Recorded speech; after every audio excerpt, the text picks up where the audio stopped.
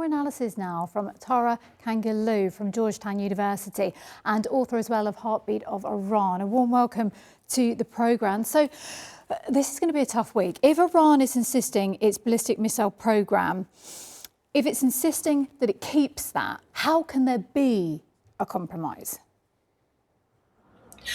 I think one truth out there is the fact that we really don't know what's going on behind closed doors. We think that Iran is saying that our missile program is not on the table, but again, we really don't know what's going on in these conversations. In particular, the messaging that has been exchanged with the Omani foreign minister, who, by the way, is going to be present tomorrow, and the Iranian foreign minister is going to meet with him. And so the devil is always in the details. As your correspondents mentioned, Israel, that has a whole lot of influence in any form of negotiations between the United States and Iran, is adamant to essentially get rid of Iran's missile program that for Iranians is a national security concern. But the way that I see things, given today's meeting between Iran's Foreign Minister Araghchi and Rafael Grossi of IAEA, is that the Iranian side is trying to put a framework in place so that pertaining to the nuclear file, so that tomorrow they can contain the discussions just to the nuclear program.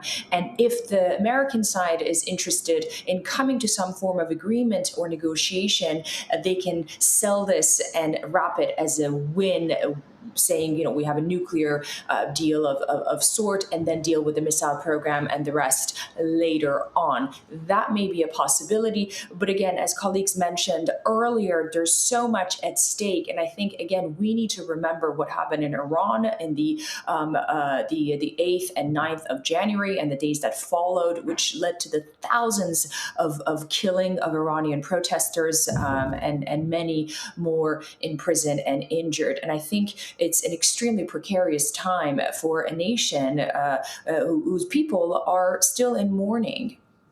Yeah, and actually, if we rewind the clock even further than that, let's go back to 2015, when I remember at the time there wasn't much optimism for a deal then. A very different president, of course, Barack Obama. One of the first things Trump did when he won the presidency was scrap that deal, as we know, the nuclear accord.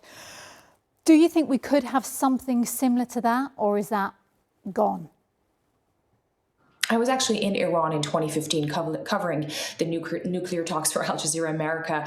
And, there is always this level of cautious optimism. And if we want to focus on what the Iranian people at the time wanted, they wanted any possibility of sanction relief so that they can engage with the world economically. Today, over 51% of the population in Iran is living under the poverty line, and the economy is in free fall.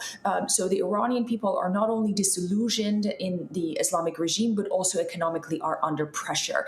Now, the Iranian government, on the other hand, would immediately want sanction relief, and this has been publicly said. So any form of negotiation would very likely include some sort of sanction relief.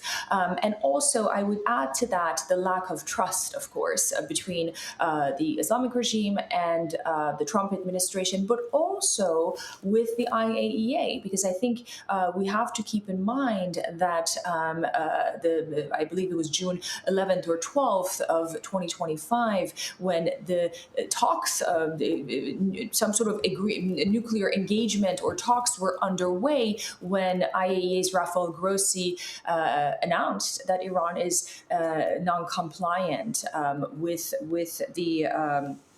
the organization, and that's when the 12-day war started. So lack of trust exists, and it will continue.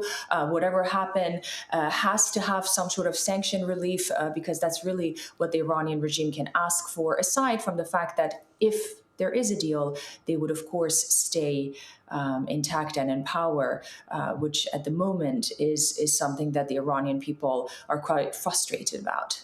Tara Kangarlou, thank you very much, joining us from Georgetown University and the author of Heartbeat of Iran. We appreciate your time.